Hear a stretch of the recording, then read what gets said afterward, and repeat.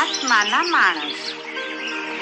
ટૂંકી વાર્તા, નવલકથા અને એકાંકી ક્ષેત્રે યશસ્વી પ્રદાન કરનારા ધીરુબહેન ગોરધનભાઈ પટેલનો જન્મ વડોદરામાં થયો હતો. અધૂરો કોલ, એક લહર, વિશ્રંભ કથા અને જાવલ એમના ટૂંકી વાર્તાના સંગ્રહો છે. વડવાનલ, સીમડાના ફૂલ, વાવણટોળ, વમળ, કાદંબરીની માં, સંશય બીજ એમની નવલકથાઓ છે. વાંસનો અંકુર, આંધળી ગલી, આગંતુક, અનુસંધાન અને એક ભલો માણસ તેમની નવલકથાઓ છે. પરદુખ ભંજન પેસ્તનજી, ગગનમાં લગન તેમના હાસ્યરસના પુસ્તકો છે. પહેલું ઇનામ, પંખીનો માળો અને વિનાશને પંથે તેમના નાટ્યના સંગ્રહો છે. મનનો માનેલો અને માયા પુરુષ એ બે સંગ્રહો રેડિયો નાટિકાના છે. ધીરુબહેને ભવની ભલાઈ ફિલ્મનું પટકથા લેખન પણ કર્યું છે. નમણે નાગરવેલ એમનો એકાંકી સંગ્રહ છે. બતકનું બચ્ચું, અંડેરી ગંડેરી ટીપ રિટેન તેમજ મિત્રાના જોડકણા તેમના બાળ સાહિત્યના પુસ્તકો છે. તેમણે રણજીતરામ સુવર્ણચંદ્રક, અકાદમીનો સાહિત્ય ગૌરવ પુરસ્કાર તેમજ સાહિત્ય અકાદમી દિલ્હીના એવોર્ડ એનાયત થયા છે. ગાંધીના માણસો, સત્યાગ્રહીઓ જેલમાં જતા બાહ્યાંતર રીતે કેવા રૂપાંતરણ પામે છે તેનો ઉત્તમ નમૂનો નવલિકા નાયક મણિભાઈ છે. ઓછા અધૂરા અભ્યાસે, જેલ સાથીઓની સાચી શીખ સંગતે ખુદને પણ શંકા જાગે તેટલું પરિવર્તન મણિભાઈમાં થયું છે. અડબોથનો જવાબ અહિંસાથી આપવાની વાત તેના ગળે જટ ઉતરતી નહોતી, કિંતુ જેલમાંથી છૂટીને ઘરે જતા પતિવ્રતા પત્ની હીરાને ખાદી વેશે જોતા જ્યાં તમે ત્યાં હું સાંભળતા જ તે આભો બની જાય છે. નાયકની ગાંધી નિષ્ઠા અને નાયિકાની પતિ નિષ્ઠાના દ્વૈતમાંથી રચાતો એકનિષ્ઠ અદ્વૈત ભાવ એ વાર્તા વિશેષ છે. જેલ જીવનની રાજકીય પરેશાની અને કુટુંબ જીવનની સામાજિક વિટંબણાઓ વચ્ચે સ્વસ્થ તટસ્થ રહીને ભારત માતાની આઝાદી માટે મથતા મરતા સ્વાતંત્ર્ય વીરોની ઝાંખી આ નવલિકા કરાવે છે. પ્રકરણ 13, મહાત્માના માણસ. માફી માંગીને નથી છૂટ્યો કઈ, સરકારે જખ મારીને છોડ્યો છે. મણિભાઈના મગજનો કેફ એના થાકેલા પગના પ્રત્યેક ડગલામાં નવું જોર પૂરતો હતો અને એટલે જ એ લાંબી ડાફે ગામના ધૂળિયા રસ્તા પર નાના નાના ગોટા ઉડાડતો ચાલ્યો જતો હતો. બાકી એના શરીરમાં તો રહ્યું તો જ શું? વધારે ખેંચીશું તો એ ઠાઠડી પર જ બહાર નીકળશે એવો ડર ન લાગ્યો હોત તો સરકારે એને હજી છોડ્યો ન હોત. હજી એ ચક્કી પીસતો હોત, દંડુકાના માર ખાતો હોત, કાંકરીવાળા રોટલા તરછોડીને ઊભો થઈ જતો હોત અને એ બદલની નવી નવી શિક્ષા સહેતો હોત. પણ એ બધાનું એને મન કંઈ નહોતું. એનાથી નહોતી સહેવાતી તે ગાળ. નાનપણથી જ એની એવી તાસીર હતી કે કોઈનો તોછડો બોલ સાંભળતા જ લોહી ઉકળી ઉઠતું. એમાં ને એમાં માસ્તરના માથામાં સ્લેટ મારીને નિશાળ છોડી દીધેલી. એમાં ને એમાં ત્રિભુવન વાણિયાની નોકરી છોડી દીધેલી. જીગરજાન ભેરુને મોયેથી પણ ગાળ ન સાંભળનારો આ મણિભાઈ અને એને જેલમાં 2% વોર્ડરો ઘડીએ ને વારે ધમકાવતા. પાપણના પલકારા જેટલી જ નિયમિતતાથી ગાળ દેતા. મણિભાઈથી એ ન સહેવાતું. જંગલી ઘોડાનું ટોળું ધરતી ધમરોડતું દોડી આવતું હોય એવો એક પ્રચંડ આવેગ એના મનમાં જાગતો અને એનું શરીર કાબૂમાં ન રહેતું. સત્યાગ્રહીની આચાર સંહિતાના ચિત્રે ચિત્રા ઉડી જતા એવે વખતે. અને પછી મણિભાઈ ઉપવાસ કરતો. એના કરતાં ઉંમરે મોટા, વિદ્વાન અને જેમણે ગાંધીજીનું પડખું સેવેલું હોય એવા કેદીઓ પાસે જઈને એમની શાંત વાણી સાંભળતો અને લજવાતો. એણે હજારેક વાર નિર્ણય કર્યો હશે કે ફરી આવું ન બનવા દેવું. છતાં ગાળ સાંભળતાની સાથે જ એણે પ્રયત્નપૂર્વક કેળવેલી અહિંસા એકદમ અલોપ થઈ જતી અને તે એકલો પડી જતો. એકલો અટુલો, ઓછો ભણેલો, એક ધરતીનો બાળ, જેણે બળબડતા બપોરે કે ચોમાસાની હેલીમાં બળદ સાથે બળદ બનીને ખેતર ખેડ્યા છે, જેને જાજો બોલ્યાની ફાવટ નથી, જેણે જિંદગી પાસેથી કોઈ વધારે પડતી માંગણી નથી કરી. સાગરના મોજા સાથે શંખલો જેમ કિનારે ઘસડાઈ આવે તેમ રાષ્ટ્રીયતાના જુવાળમાં જે પોતાને ગામથી ઉચકાઈને અહીં જેલમાં આવી પહોંચ્યો છે અને મુદ્દત પૂરી થતાં જે પાછો પોતાને વતન પહોંચી બળદના પૂંછડા આમળવાને જ અભિલાષા સેવે છે, એને શું કરવું એની ગતાગમ નહોતી, છતાંય એને હાથેથી કંઈક થઈ તો જતું જ, જે સરકારને ન ગમે અને સત્યાગ્રહીઓને ન ગમે. પરિણામે એ સરકારના કર્મચારીઓનો માર ખાતો અને એના મૃદુભાષી સાથીદારોનો ઠપકો પણ ખમતો. એ બધા ગાળામાં એના મનમાં એક ઝાંખું ઝાંખું સ્વપ્ન આકાર લઈ રહ્યું હતું. એકવાર ગાંધીબાપુના આશ્રમમાં જઈને પૂછવું છે, આ એવું કેવું કે હું મૂંગે મોંએ ગાળ ખાઈ લઉં તો જ ભારત માતા આઝાદ થાય? આ વાત એને સમજાતી નહોતી.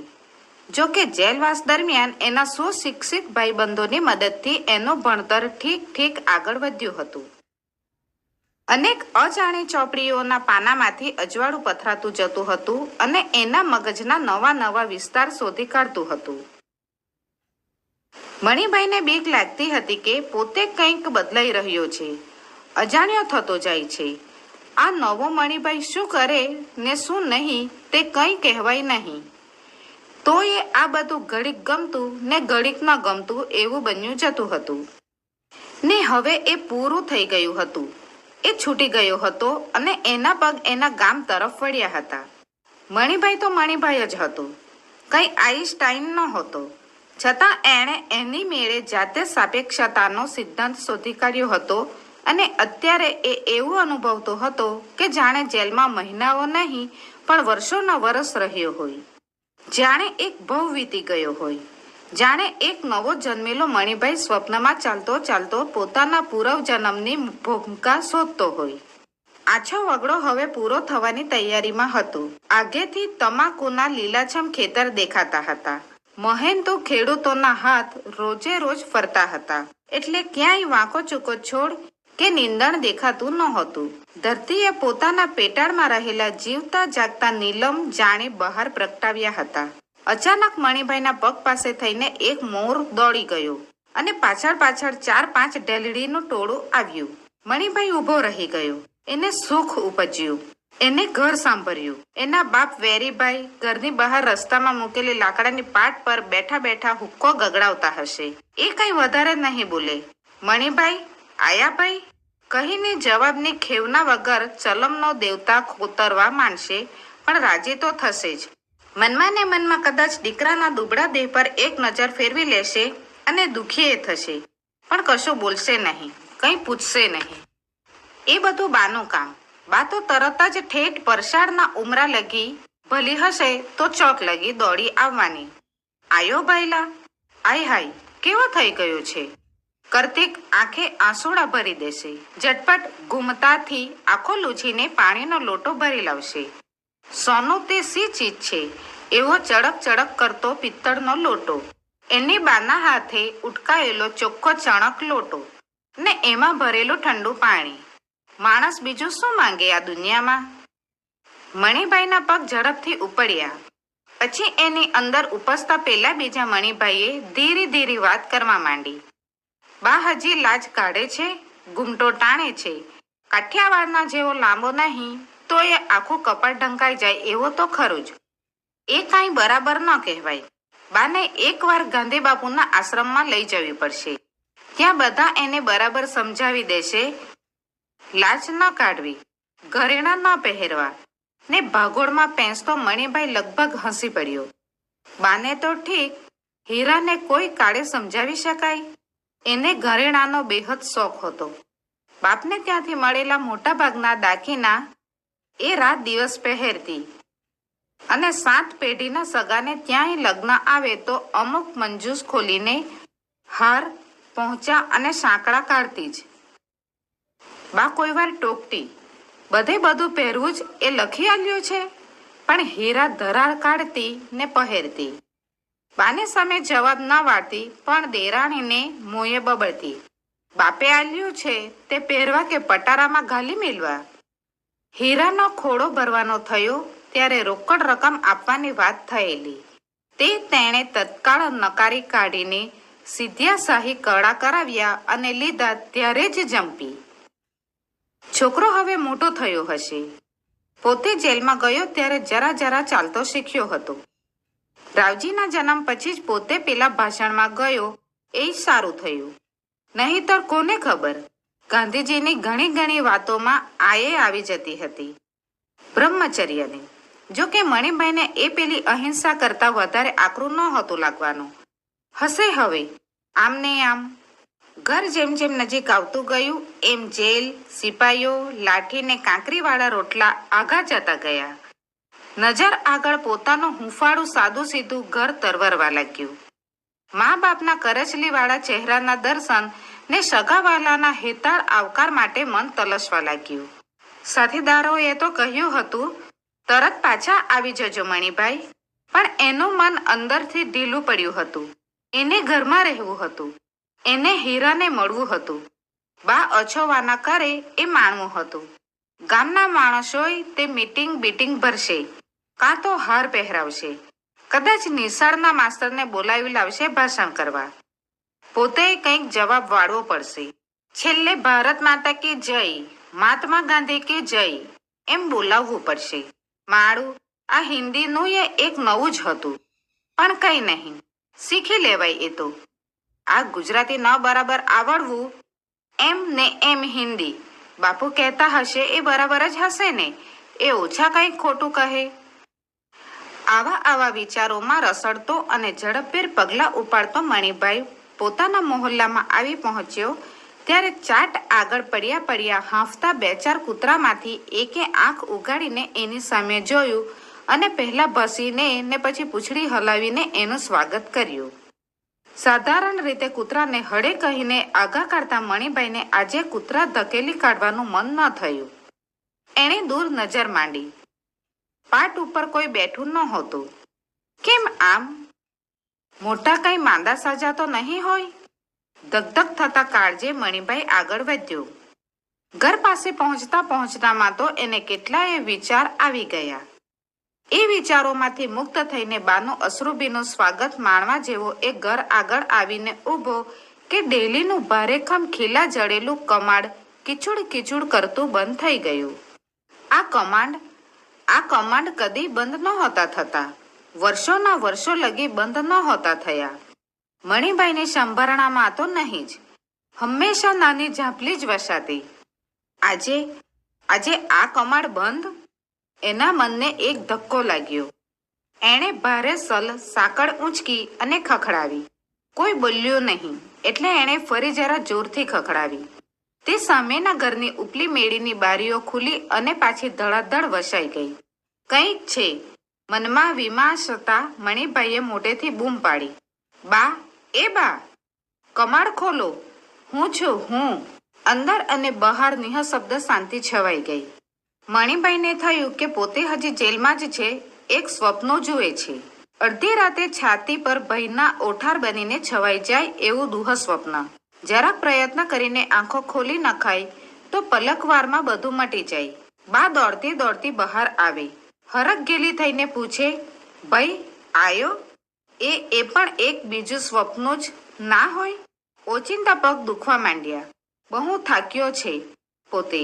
બગલ થયેલો પાટ પર મૂકીને એ બેસી પડ્યો. તે સાથે ઉપલી ખિડકીની બારી ખુલી.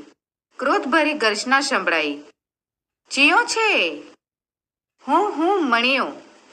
વેરીભાઈનો મણ્યો તો ચ્યારનો મહાણામાં ગયો.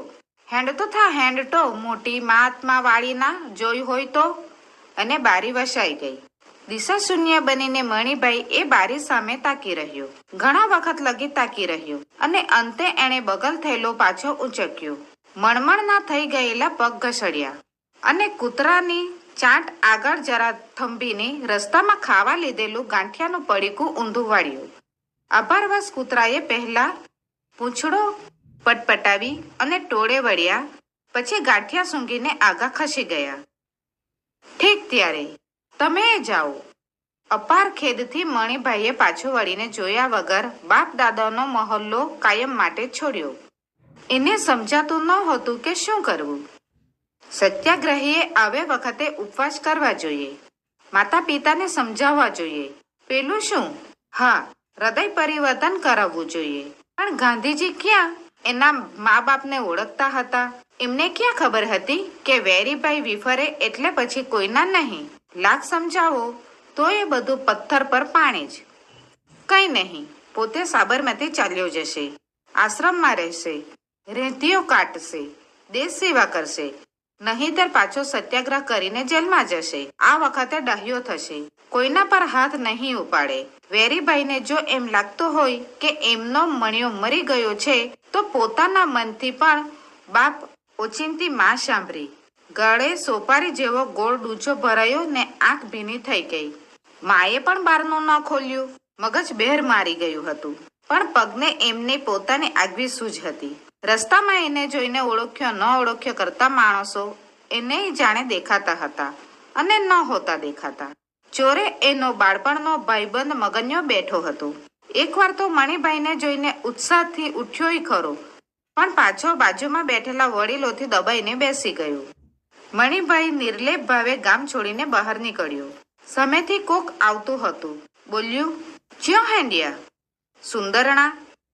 મણિભાઈએ જવાબ ન આપ્યો. આગળ ચાલ્યે જ ગયો. પછી આસ્તેથી મનમાં કુંડાળા જાગ્યા. સાથે પેલાએ સુંદરણાનું નામ દીધું. ત્યાં તો કોઈ સગું વહાલું નહોતું રહેતું. પણ પાછા વળવાની, કોઈને કંઈ પૂછવાની વૃત્તિ જ ન જાગી. એ તો સારું થયું કે જોઈ તો રાત સામે મળ્યો. એ ન મળ્યો હોત તો મણિભાઈ સીધો સાબરમતી પહોંચી જ ગયો હોત. પણ જોઈ તો મળ્યો. જોઈતા એ બધી વાત કરી અને મણિભાઈ સુંદરાણાની વાટે ચાલ્યા. હજી એને બધું માન્યમાં નહોતું આવતું. હીરા એકલી ઘર માંડીને રહે? અરે, એ બને જ કેવી રીતે? પણ બન્યું હતું. સાવ નાનું ઘર હતું.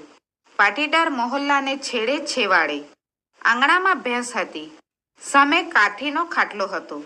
એના પર બેઠી હીરા રાવજીને રમાડતી હતી. મણિભાઈને જોઈને સફાળી ઊભી થઈને સામે દોડી. મણિભાઈ સ્તબ્ધ થઈને એનું રૂપ જોઈ રહ્યો. ખાદીની જાડી દોઢવેલી સાડી અને દાગીના વગરનો દેહ. આ હીરા છે? જોઈ શું રહ્યા છો તાકી તાકીને? પણ તું? લે, હું જ ને. નથી વર્તાતી? તારા ઘરેણા ક્યાં ગયા? ડોબું આકાશમાંથી આવ્યું હશે નહીં તારે? પણ એ બધી વાત પછી. પહેલા બેસો, પાણી બાણી પીઓ.